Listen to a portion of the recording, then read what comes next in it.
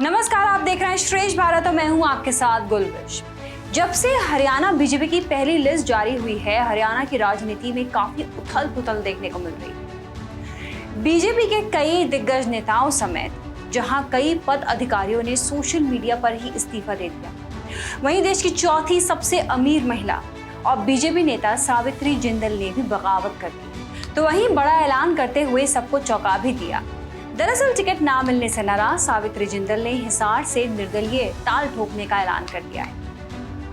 अगर सावित्री हिसार से चुनावी अखाड़े में उतरती हैं तो उन्हें 4 पार्टियों से मुकाबला करना होगा, जिसमें बीजेपी, कांग्रेस, इनेलो और जेजेपी शामिल हैं।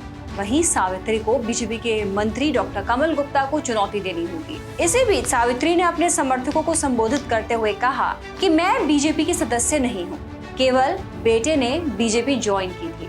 उन्होंने कहा कि ये मेरा आखिरी चुनाव है, मैं लोगों की सेवा करना चाहती हूँ। मैंने कांग्रेस की सदस्यता से लिखित में इस्तीफा नहीं दिया था, ऐसे में मैं अभी भी कांग्रेस की ही सदस्य हूँ। भाजपा में भी मैंने कोई लिखित में सदस्यता नहीं ली है।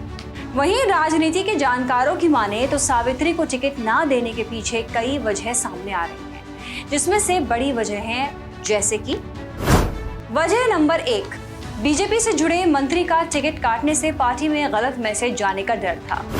वजह नंबर 2, कमल गुप्ता को मनोहर लाल के करीबियों में गिना जाता है, इसलिए कमल गुप्ता को टिकट दिया गया। वजह नंबर 3, कमल गुप्ता आरएसएस से जुड़े हुए हैं, पुराने प्रचारक को टिकट दिलवाने के लिए केंद्र में लॉबिंग हुई। वजह नंबर 4, मध्य प्रदेश में नेता कैलाश विजयवर्गीय और डॉक्टर कमल गुप्ता की पक्की दोस्ती है। कैलाश विजयवर्गीय ने उनकी पूरी मदद की। बात करें सावित्री जिंदल की, तो वे देश के मशहूर उद्योगपति और कुरुक्षेत्र से बीजेपी सांसद नवीन जिंदल की मां है। 84 साल की इस उम्र में भी वो जिंदल समूह की जिम्मेदारी संभाल रही हैं। सावित्री जिंदल देश की सबसे अमीर महिलाओं की लिस्ट में शामिल हैं।